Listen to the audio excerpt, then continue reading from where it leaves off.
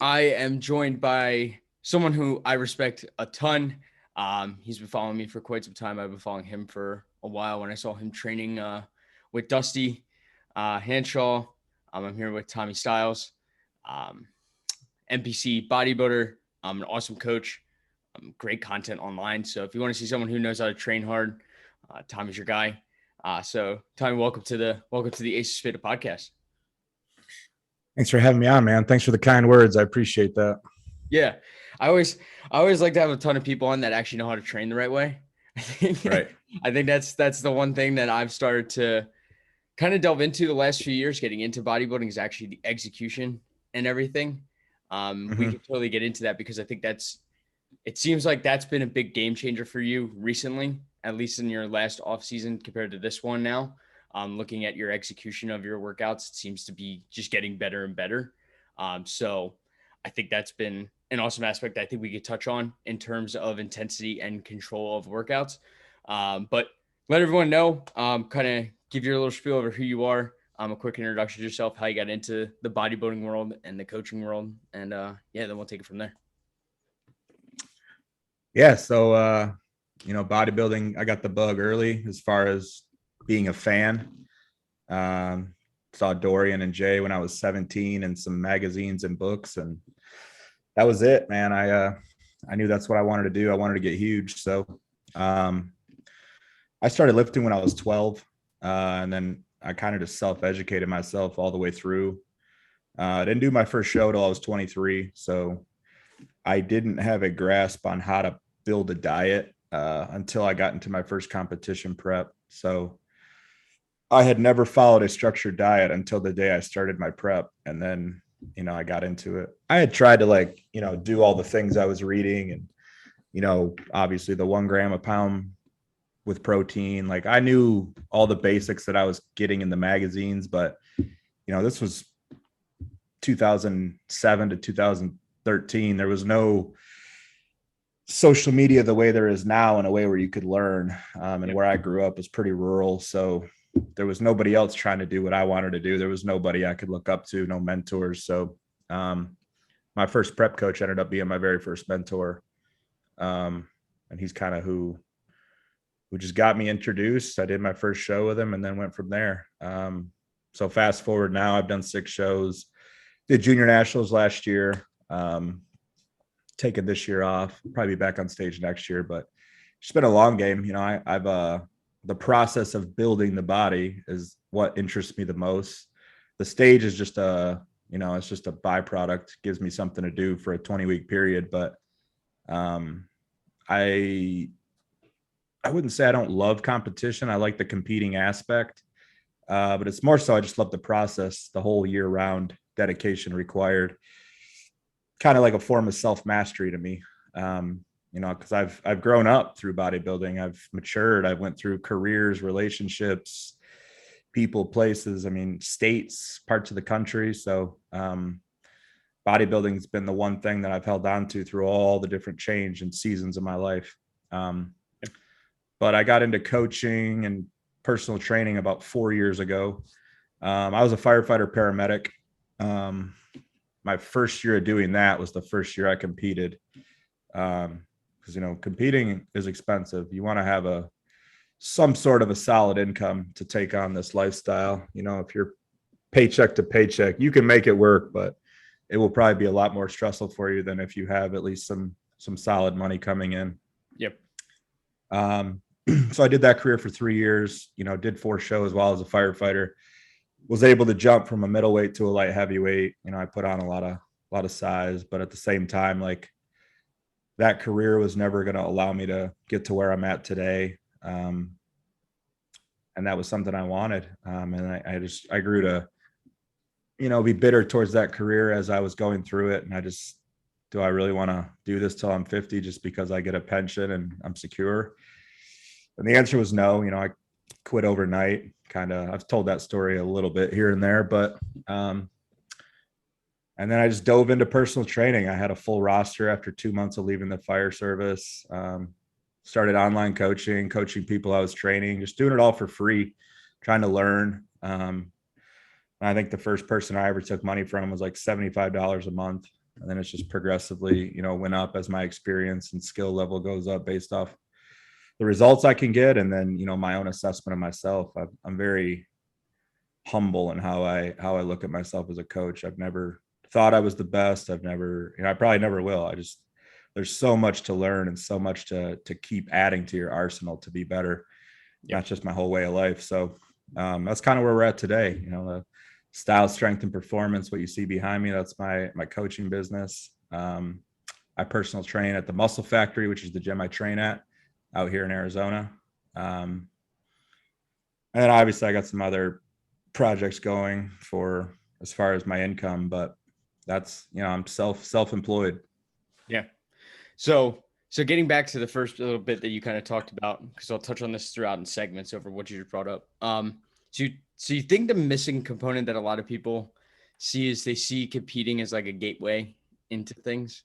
Because the one thing that you kind of mentioned is you mentioned the long haul. So you went from 12 to 23 without competing, but you trained the whole time, right? You were training, eating. Obviously, it wasn't like the right perfect eating in terms of where you're at now and your probably philosophy with off-season diet and things like that. But do you think that's a missing component in today's world, like in terms of bodybuilding, is so many people are trying to get to stage as fast as possible rather than actually taking that long route in terms of building the actual muscle needed to get onto to actually be kind of bring a respectable physique to the stage? Yeah, I think that can be said. I knew I loved training before I ever even found out about bodybuilding. I had a weight set in my parents' basement at 12, and I started my own form of progressive overload before even knowing what it was. The weight set was 115 pounds in total, and my goal was to be able to bench the whole 115. So I did that systematically without even realizing it, but that just made sense to me. Like, add 5 pounds this week, add 10 pounds next week, X amount of reps, whatever. So I think most people I know that like are in this game for the long haul, they love training, and bodybuilding is just a byproduct of that, but they'll train in some fashion until the day they die. And that's me. The goal may shift when I leave the competition realm and I'm no longer trying to get bigger and, do all the things that are necessary to be a good bodybuilder. But I will always train my body. I will always train my human and my spirit to be competitive and to be the best I can be in whatever I'm doing. So yeah, I don't think that love is established for a lot of the people getting into it, because they're finding out about it through social media, or a friend does it, or whatever the case may be. And then it's almost like the window shopping analogy. Like, they see something and they want that without even having a base understanding of what it's going to take to get that. It's like saying I want a Ferrari, but only making $20,000 a year. Well, the Ferrari you want is probably a decade or more away. And that's all the work you're going to have to do to get the kind of income to get that Ferrari, right? Even as simple as like, I probably get 1 to 2 inquiries a week where the very first question I ask on my questionnaire is, what are your goals? And, a lot of people want to be a pro that have never competed. And I'm all for unrealistic, large goals, but these are also people who've never even been to a show as a spectator. So not only have you never even seen the thing you want to turn pro at, you've never even done step 1, which is the first show. And you've never, you know what I mean? Like, that's great that you want to be a pro. Tuck that one in the 5-year plus vision board, because there's a lot of things that have to happen for that to even be a possibility. Right. So yeah, I do think people are jumping into it. I think it's the fitness industry kind of makes it seem like if you turn a camera on and, film a bunch of shit and create content, that you can make, 7 figures a year. And it's like, yeah, there's money to be made in this industry, but there's a lot of behind the scenes work that goes into that. I always talk about it like it's a mountain. We're all climbing a mountain. Like, I'm still at the middle of the mountain, maybe even lower. Dusty, who's, probably my greatest life mentor, he's at the top, he's up there, but he's still looking for people to chase, to keep chasing success. And that's the case for a lot of us. Like, it's a long game. And if you don't have passion for what you're doing, you won't last. And that's why, the older I get, I just kind of stay in my lane. I don't worry about what others are doing. I don't worry about what new person comes on the scene, or I try not to focus too much on what other people do, just because I've seen people that were in bodybuilding before me, they're already out. I've seen people that came in with me, they're out. I've seen people that came in after me and they're out. So it's as much as it is about, you have to have passion. You have to be able to outlast everyone else to get to the top. Yeah, I think it's definitely an endurance. It's an endurance type sport. Like if people think about it, like it's really like it's how long, and you discuss this a lot, which is how long you can be consistent for over time, right? I think a lot of people get sick of what they have to do to continue to make progress, and they're not willing to eat the same 5 meals every day for the whole year in more or less quantities to actually get to the point where they make progression.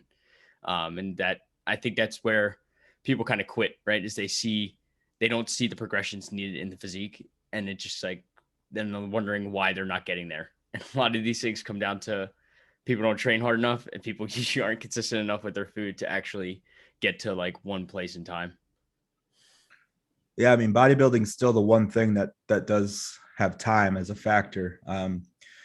Technology and the advances that we're seeing every year, like everything we want, we can have relatively fast. I mean, I could place an order with Amazon on this podcast, depending on what it is. It might come tonight, but it's definitely coming tomorrow. You know what I mean? You can't order a pro physique on Amazon. And that's where I think culture and society changes things too, because we are in a fast pace. I mean, we went from drive-throughs to now we have DoorDash. Like everything can be delivered to you. Everything can be almost given to you. But the one thing you still have to bust your ass for is like in what we're talking about is a pro worthy physique. That's time. There's no way to speed up that process. I mean, you can, even if you abuse PEDs, like that may work, that may not. And then you may have a host of other problems to deal with. So bodybuilding is still the one thing, no matter how technologically advanced we get, you're not going to be able to rush it. So yep. The passion is in the patience, really. Yeah. Yeah. And I kind of want to discuss your all in kind of moment. You discussed the firefighting and you discussed how you kind of went all in. So discuss that decision that went through it, and that story behind, you quitting overnight and moving to Arizona to kind of pursue the life that you wanted to have. Because I think this is really important, because I think a lot of people don't do that and they don't take that risk. So I think being able to share that story would be great. Yeah. So I got into bodybuilding with the intent of still, it was never my intent to be a coach or a trainer. I was a firefighter. That was the career I chose. I went to school for. I got my paramedic license. That was the goal. I checked that box. And then bodybuilding was, as much as a hobby as it was a lifestyle. But I think after, 3 or 4 years of doing it, I was just really starting to question whether I wanted to keep, is this what I want for my life? Like that kind of the man thinketh moment. Like, man, I got this job. I went to school for it. I have a retirement building. I'm secure. I have health insurance. I'm 26 years old. Like, this is it, right? This is what you're supposed to do. And I'm just like, I don't know. And I just was questioning it. And then the fire service is very paramilitary. There's a chain of command, top to bottom. I was obviously a newer guy because of my time on the department. I worked for 2 different departments in my career. And man, I have a hard time with authority and being told what to do.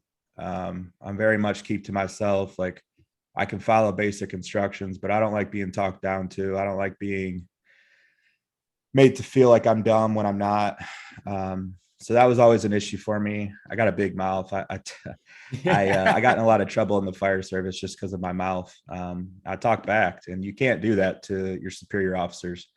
I roll my eyes without even noticing it. I might sigh. Like stupidity bothers me. So when I have someone who I think is less intelligent than me, above me, who's able to give me orders, like that just wasn't going to work for me. So, I was, my performance was suffering as far as my job, just because I didn't want to be there. The last 4 months I was there, I was getting to work and I would sit in my car and have to will myself to go in for a 24-hour shift. And I just kind of knew like this probably isn't sustainable. But again, like I didn't have a backup option. I didn't know what I was going to do. Even when I quit, I just knew I had a gym I could personal train at. He would give me a break on rent for a few months while I got some clients underneath me. I knew I had 3 right away that I could sign up.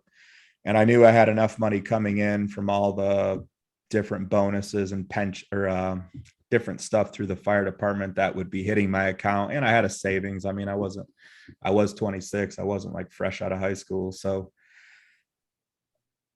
I knew there'd be it wasn't going to be desperate times right away. So I had a bad shift. I got off shift at I think it was 8 a.m. at that time. And I just decided, I was like, I'm not going back. And I didn't. I called a buddy who was on the same department as me that day. And I was like, hey man, I'm done. Keep it quiet. I'm going to burn all my paid time off and sick time over the next month. But yeah, I'm out. And I think the Arnold was that upcoming weekend. I went to that. And just kind of like, started game planning from there. Like, all right, this is out. And I never second guessed it. I never was like, well, maybe when I make up my mind, impulsively or not, like I don't look back. So that was it. And then I knew like, you got to find a way to make money, regardless if it's through personal training. Like the idea of like what's behind me, this forming, that wasn't even on my mind. It was just like survival. What do I need to do to pay all my bills, to still bodybuild at the level I want to and keep advancing, and go from there? Because you see like homeless people in any state you're in, but when you quit your job and your career and you don't have a backup plan to make money, then you're like, I could see like maybe how they got to that point. You know what I mean? Maybe they're not losers because they're homeless. Maybe it was something like me where they were fed up with a job, they quit it, and they failed at making money to make ends meet. So one day I just put that into perspective. I was like, I whatever happens, I cannot fail. There's too many people that would get to say I told you so to me because I quit a career at 26. No one around me could understand why I would do that at that time. Now people get it, but it was like, you're doing what? Yeah. And other than Dusty was the only one who was like, congrats, because he knew that I was betting I was going all in on myself. And you either succeed or you fail when you do that. Yeah, it's 50-50, flip of a coin, like you pick. So it really wasn't hard for me to make that decision. And then Arizona happened about a year later, a little over a year later. So right out of the fire service, I got into training. Like I said, I became the manager of a gym in Metro Detroit, managed that, trained there, started taking online clients over the next year. Just getting things built up. I didn't have like a business plan, but I knew this is what I'm going to do. I just want to be self-employed. I don't want to ever answer to anyone again in that way, like I had to in the fire service. I kind of was outgrowing Metro Detroit. Like there's just not a lot of money there in fitness and coaching. And there is, but it's in small pockets. And the area I was in didn't have it. So I had always wanted to move out of state. It was always like a goal. Once I got into the fire service, it was kind of like, well, that dream's gone because now I'm married to a department. So I never liked winters. I hate cold weather. So it's just never been a thing I enjoyed, snow and stuff like that. So I've been to Arizona once to play baseball when I was 15. I liked it then. That was the first time I ever like took recognition of the sunset, and how beautiful it can be, and just what a great moment in the world it is if you can catch a sunset at 15. And then I knew Dusty was there, and I was just kind of like, I was just in a weird place mentally right around the time I decided to do it. I just went through a breakup, and I was just kind of like, fuck it, I got to get out of here. And I just sent him an email. It was my check-ins one weekend. And I was like, yeah, I'm going to move to either Vegas or, metropolitan Phoenix area. Let me know what you think's best. And he said, Vegas is a 4-hour drive. Phoenix is a pretty good area for what you're trying to do. And that was all I needed. 3 weeks later, I packed my car and drove west, man. Like, I don't know. I think I wouldn't advise anyone to do what I did the way I did it. Absolutely not. But at the same time, like, I've always responded best if I just throw myself in the fire and figure it out. Like, I quit my career. I never once had to borrow money from anyone. I never went to my parents and was like, hey, I can't make rent. Like, I've been good since then. So I've proven I can handle that. I made it to Arizona. I never once had to like move back to Michigan because I ran out of, like, you know what I mean? You start to become invincible, or you realize how powerful you are when like the world doesn't end because you do these crazy things that people from the outside looking in will judge. And it was almost like, I wanted to move, but Arizona, is what it is. I almost feel like I was summoned here. Like, it was just a part of my path. I had to come here. And then, me linking up with Dusty to become training partners, that didn't happen for 9 months after I was already here. That wasn't like just because I'm in Arizona. Like, I was still an online client. We hung out a couple times, but it wasn't like it was, when people saw it as it was, as we were starting to train together. So just all these things just started happening, the world just started happening for me instead of me looking at it like it was happening to me. And I just don't think any of these opportunities would have ever been there if I didn't, jump off the cliff and figure it out. And that's kind of been my thought process moving forward, has been like, well, if this coaching business fails, who's going to really remember it other than me?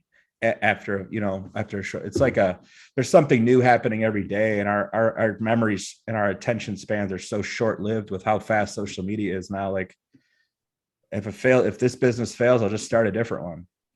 And that's kind of how I've evolved to thinking, like, if something runs its course, like, figure out something new. Like, that's the beauty of life. Like, you have a whole life to do whatever it is you want to do. So in 5-10 years, I may not want to coach another person ever again. And that's fine. Like, just like I did with the fire service and just like I did with Michigan, I'll just stop.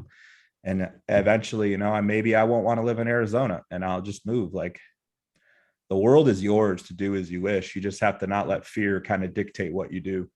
Yeah.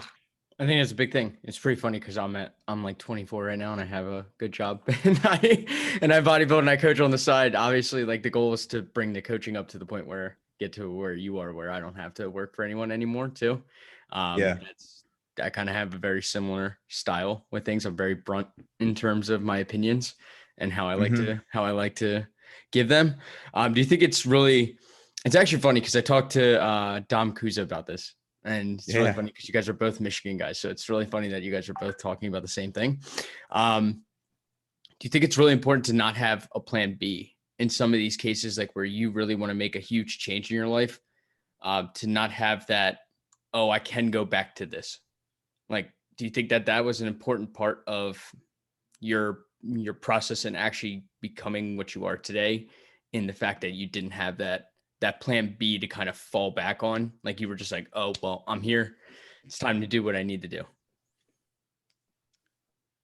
I mean, for me individually, yes, there cannot be a plan B. As I've gotten older, I realized that it's not a bad thing if you try something and were to fall back, you know what I mean? Like, I see people leave their home state all the time and maybe 6 months later they're back.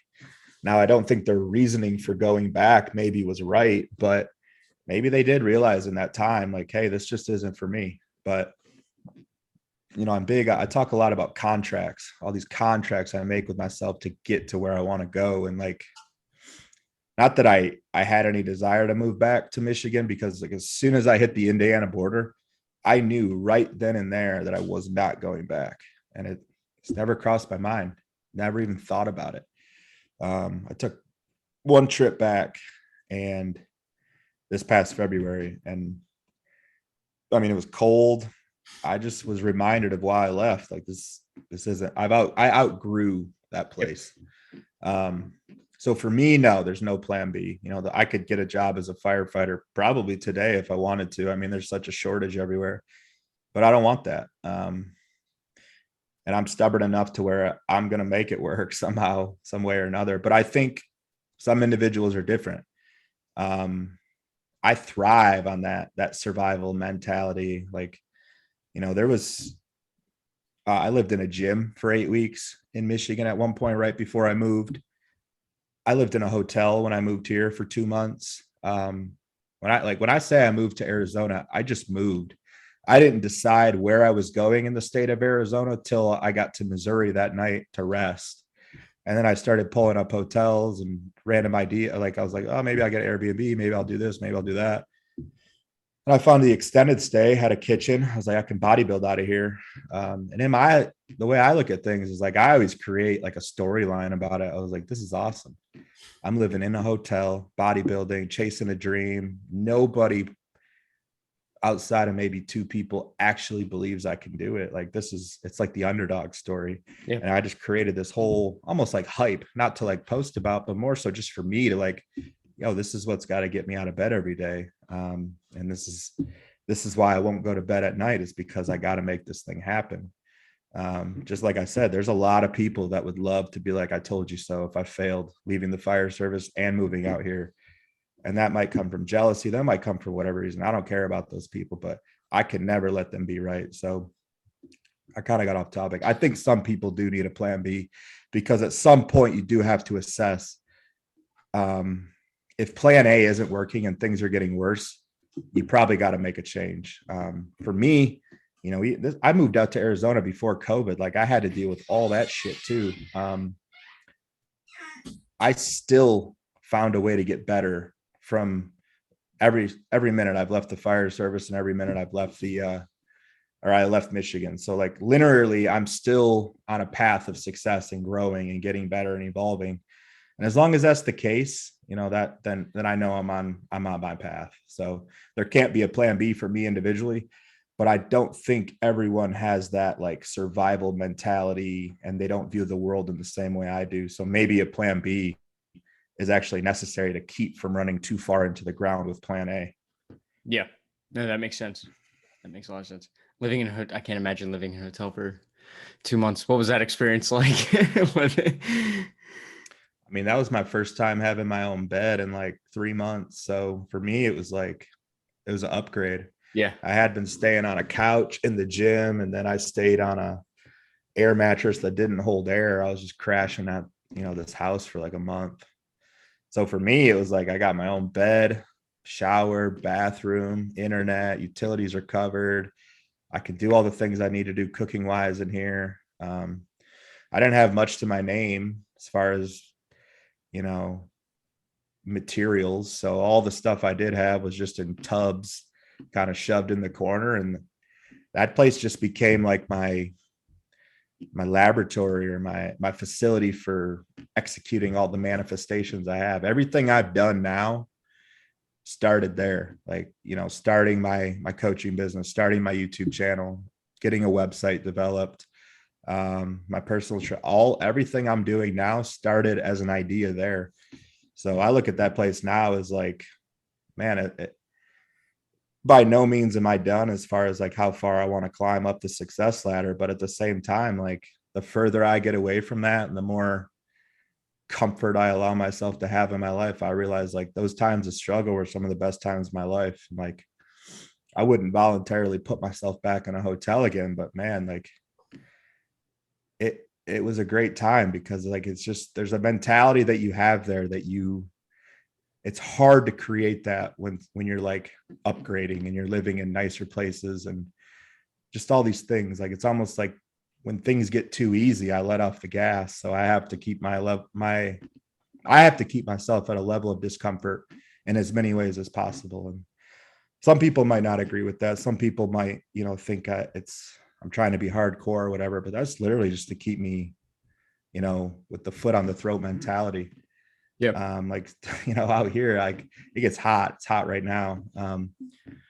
So in my prep, I was driving to and from the gym with the seat warmers on, the windows up, and the AC off, and with a hoodie on. It was like, I know it's not doing anything different for me getting in shape. I just wanted to feel it. I wanted to feel discomfort and to know that, like, you can turn that air conditioner on, you can turn that seat warmer off, you can roll the window down, but I didn't do any of those things. That's just where I have to put my mind to, like, stay success hungry. Yeah. I find, and this has happened with me too. I've had this same kind of logic where you look at your moments of struggles and you don't only look at it in that moment. It might suck. Like, you might kind of think it might suck mentally. But then you kind of go down the line, and as you start to get better at life and everything starts to you start to see the good side of things, you really start to have a more gratitude towards those things. And I feel like that's where a lot of the lessons are learned, is when you start flipping the mindset over what you went through, is change from a kind of suffering, struggling mentality to a more grateful mentality that happened. Like you kind of mentioned already, it wasn't happening to you. It was happening for you in that moment to actually make you grow into where you are today in terms of things. Yeah. Yeah. Gratitude is,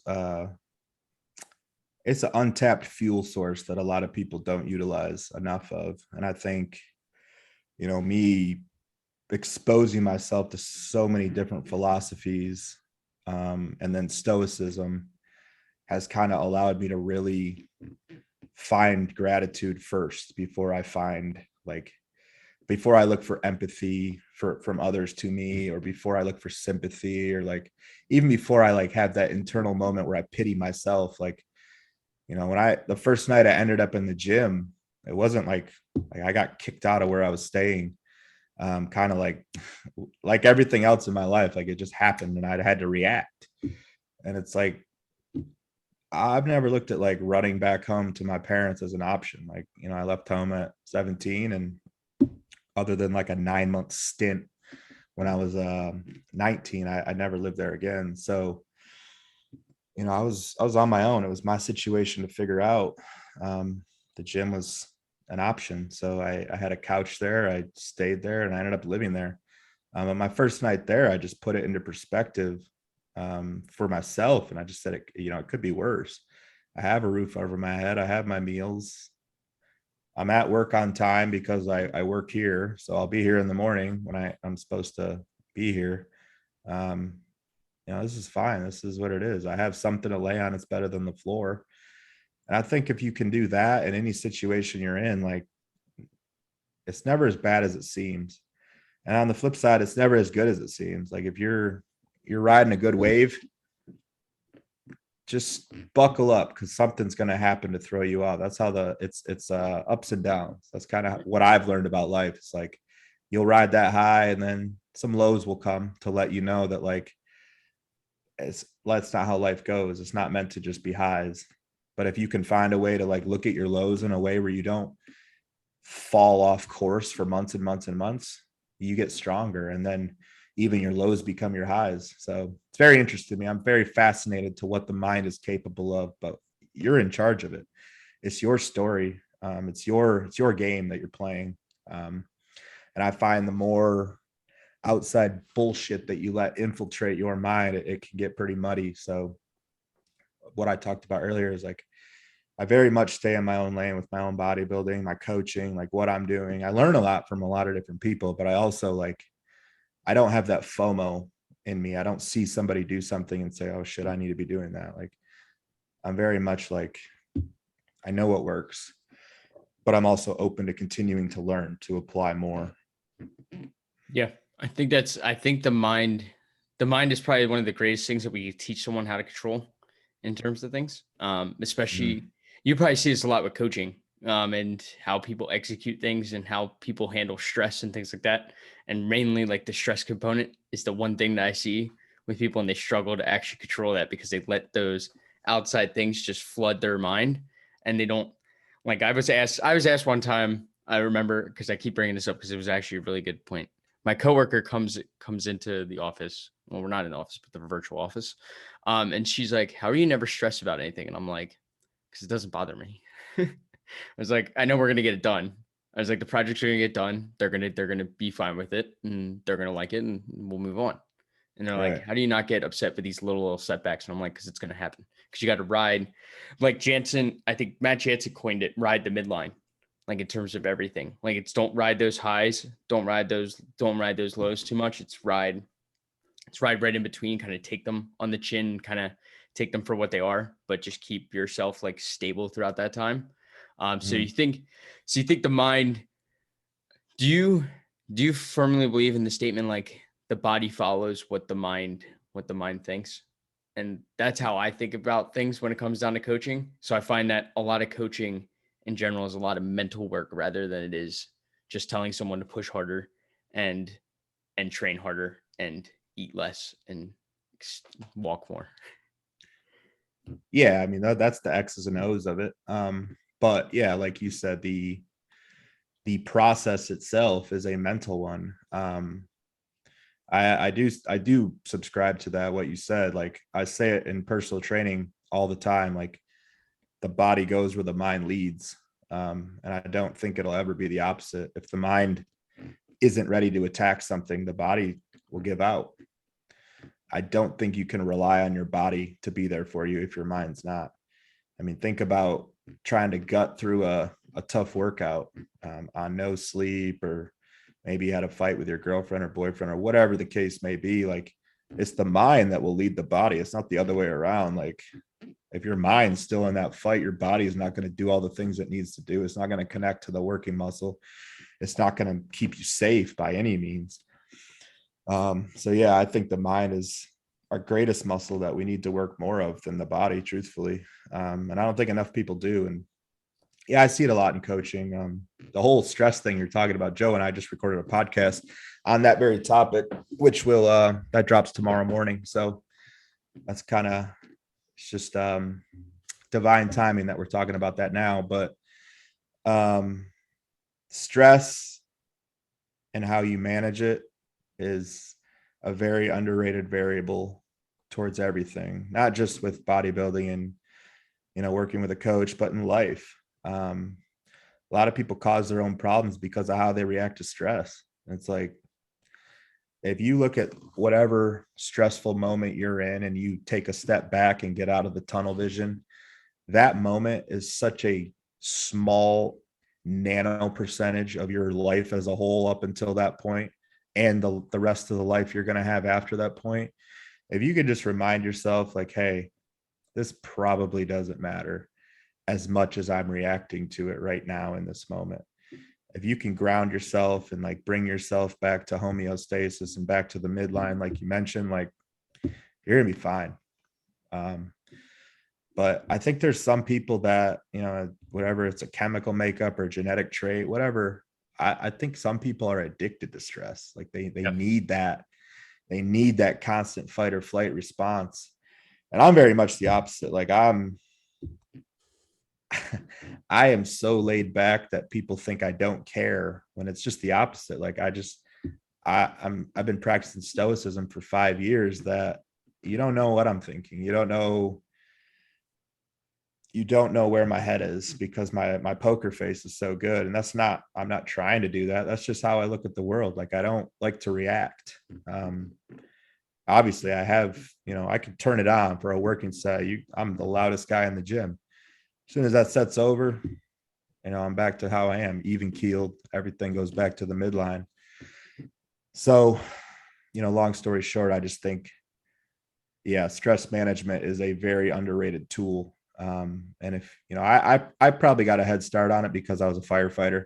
I was thrown into stressful work situations. Yeah. Like, you got to keep your shit under control or you won't perform. And like, you're required to perform or you lose your job. So, um, I learned like that I could control my breathing even in a fire while on my hands and knees with smoke and fire going over my head. Like I learned to be able to control my breathing. So somebody cutting me off in traffic or somebody saying something about me on the internet, like that doesn't affect me.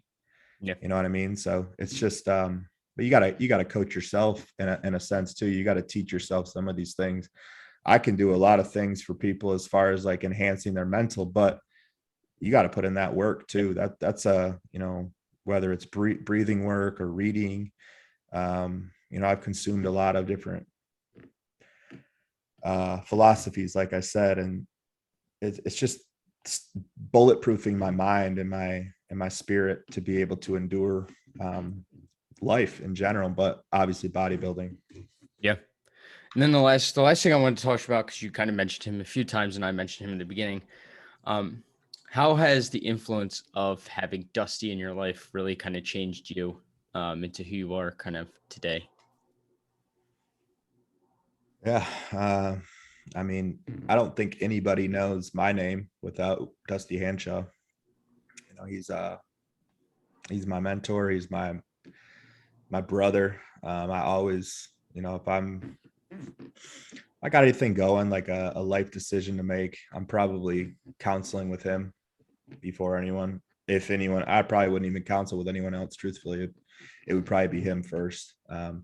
He just has a way of putting things into perspective. Even I can like look at things not as simple as they are. And we're all um, nobody's immune. Like I'm not better than anyone just because of how I'm talking. I still have a lot of work to do in my own path.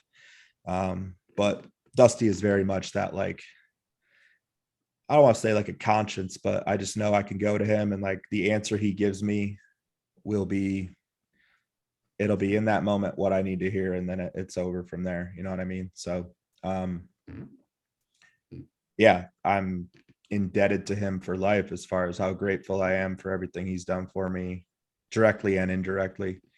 He was that's the one quality I look for in a mentor, and others should as well, is like that person should be living their life in a way that mentors you without them even having to like put effort into it. They're just doing it by how they carry themselves. And that's something I've tried to take upon myself I have a lot of younger athletes I coach, a lot of first time competitors, a lot of people wanting to get into this and getting exposed to it. Like, you know, it's real shit. The deeper you get into bodybuilding, like, well, even if you don't go enhanced, like bodybuilding will consume your life. It'll consume your decision making, especially when you're new. It's hard not to be consumed by bodybuilding. You almost have to be consumed and have no balance to even earn a spot to have some balance down the line. And then you may find like where I'm like, I don't want balance. It's a matter of like not needing it or not needing it. I just prefer not to have it. Like I do better in life, and my overall outlook on the world is a lot better if I just stay rigid in what I'm working towards.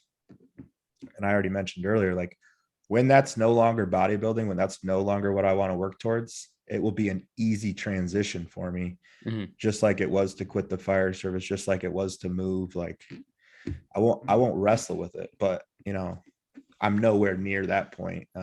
If anything, I almost feel like, I'm just getting started all over again with all the knowledge I've been able to obtain, and different people I've learned from, and just how I look at the world in itself too. But getting back to Dusty, it was just like, I remember filling out the questionnaire in 2017, and I didn't I didn't say the typical like I want to go pro. I've never actually said that. I want to obtain a pro level physique, and if that's good enough to get a pro card, then that's cool too. But I want people to look at me and think I'm a pro rather than the other way around, me be a pro and I not look like a pro. So I just told them like I want to learn through you. Like I'm a student. I want to learn every single thing that you teach me. I want to soak it all up. And he told me like, at the time, I think the plan was to do a qualifier in junior nationals in 2018. I didn't end up competing till 2021, just life and all that shit. But he's like, we'll do these shows. and we'll start building your legacy. And it was like, okay, now now I see that this can be more than just a hobby. Like I can actually take this somewhere. And then everything else just kind of happened probably because of that. I didn't realize it at the time, but like me, growing tired of the fire service and leaving Michigan, it was just all a means to like go all in on this thing that I had kind of decided in 2017. But yeah, I'm just, training with him definitely elevated it too for me. Like I have trained, some of the hardest training I will ever train in my life was with him last year. The things we would do and not even think twice. And it's like, some of it was probably unnecessary, like way past the point of central nervous system fatigue. And, but I think you need to be exposed to that too. Yeah. If there's one thing I see younger people doing that I didn't do, and they're right in some ways, but they're also wrong in some ways, is like, you got to learn how to be gritty.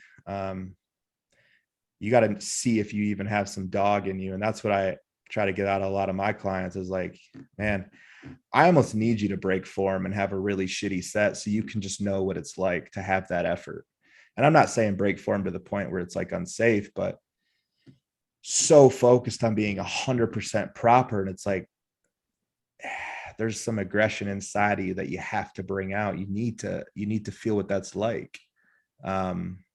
And I don't think I'd ever tapped into that without training with Dusty. And now, I know, like, if I ever need to channel that, it's literally just a flip of a switch for me. It's not something I got to watch Machiavelli motivation videos for. It's not something I even have to have music in my ears for. Like it's a mental switch that goes on and it goes off as soon as it's, done. But I learned all of that through him. A lot of it through online coaching, but it definitely, like, being in person with him and the way we trained. I could look back at all the videos I have, and we did some crazy stuff, man. And that was the fun of it too. It was just competing with each other. And, I'm training with Dusty Hanshaw. Like, the sky's the limit. I'm never going to outstrength him. So for me, it was just like, the only way for me to go is up. There's no way to get worse. So it was almost just like, this is a perfect setup. Yeah. It's really funny because you brought up the first few years, like, you got to be obsessed whether you're enhanced or not. And it's like, that's what I'm in right now. I'm in literally almost now, in about 10 days, will be 2 years into strict follow the plan, do everything by the book. No regards. And my friends kind of look around and they're like, you aren't balanced at all. And I'm like, I don't want to be. It's like, I want to be the best I do. I was like, there is no balance in terms of that. And it goes into it, like every single, like I'm in just even like a regular fat loss phase right now because we did 19 months of growing, like never missed a meal, ate whatever I needed to, got it all done. And now I get to reap the rewards for 5 or 6 months where I finally get to have a little fat loss phase, but I'm treating it as, even though it's not a prep, I'm treating it as a prep. Like I don't miss my steps. I don't miss my cardio. Like nothing's been missed. And I think you're right that you need that not having balance, because it's really delved my love into what I really want to do. And I think it's been some of the best 2 years of progression wise in terms of my physique and my mental state and my business and everything from it. And then you're also right about the training aspect. I think a few weeks ago, we decided to take a page out of Dusty's book and we decided to do a Widowmaker on the pendulum. And we're like, okay, let's. Nice. I just told my partner, I was like, fuck it, I'm just gonna put 3 plates on this. I was like, I don't care for speed of the reps or however much. I want to get 20. I want to at least get 20 reps. Ended up getting 21, and I was like, okay. Died at the end of that, but it was like, you got to push. You're right. I think you got to push yourself to an absolute limit, and you're right that it's really is just a flip of the switch. I use a lot of classical music when I train now. I kind of learned that from like Trained by JP and things like that, where they use those types of strategies. But I really found it clicks for me when it comes down to doing those sets when you need to kind of just shut things off. Because you're right. It doesn't even need to be music, because by the time you're in that set, you're not even hearing that music. That music's just, it's a white noise compared to where you're at, because you're so in here that there's nothing else going on. So I think those are 2 big things that I've learned to, like, that I just resonated exactly with what you were saying, because I'm there right now currently. And it's kind of, it's really obsessive, but it's where you need to go if you want to kind of, I don't care. I told people I probably won't have a pro physique. I probably never will, but I'm going to work hard to get to where I want to get to. And it's like, I love bodybuilding. I love the training aspect. Probably one of the hardest trainers in my gym. I don't like saying that, but I'll take it. But yeah, I think it's a pretty cool thing when you really dive into bodybuilding and what it can do for you when it comes down to it. Yeah, like I said earlier, and Joe actually said this on our podcast. That's what got me thinking about, like, bodybuilding is self-mastery. I don't think I would have got into all the stuff I have with philosophy and stoicism if it weren't for bodybuilding. I started listening to stoics or podcasts or whatever I was finding on stoicism in 2017. I was in a prep and I just had, 45 minutes to an hour of cardio every morning. And I didn't own a TV, so I needed something to do. Came across like a Conor McGregor video on YouTube where he talked about it. And then I just kind of dove, and then I found Marcus Aurelius, got that book Meditations. I've read that cover to cover like 5 times. And it was almost like an initiation, or like the way people get baptized if you're religious. That was kind of how it felt for me. Like, I just got exposed to this whole new way of thinking that wasn't a part of the way I was brought up, or no one around me was talking about it. Nobody at the fire department. So I think without bodybuilding, I never would have been exposed to that. And I wouldn't be who I am today. I wouldn't, I do think I was called on to be a trainer and a coach in some way because, I was a big baseball player growing up, played all over the country. I didn't start out good at that. I got good at it because of just hours and hours and hours of repetition. Same with bodybuilding. I don't think I'm a good bodybuilder. I probably never will look at someone and be like, yeah, I'm a great bodybuilder, but I do have a strong work ethic and I'm not afraid to work hard for something. That's actually my drug, is working hard and just giving more than I gave yesterday.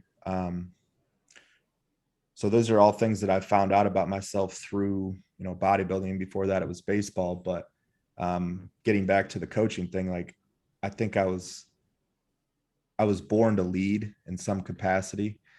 It wasn't as a firefighter. Like, I had no problem following what the guy in command was telling me to do on a scene. I didn't want to be the guy that people look to. I didn't want to be the leader, but that's because I didn't have the passion for it. Firefighting was just something I did, excuse me, to, you needed to be doing something after high school. I went to college for kinesiology. I failed out after 1 year because I got into partying too much.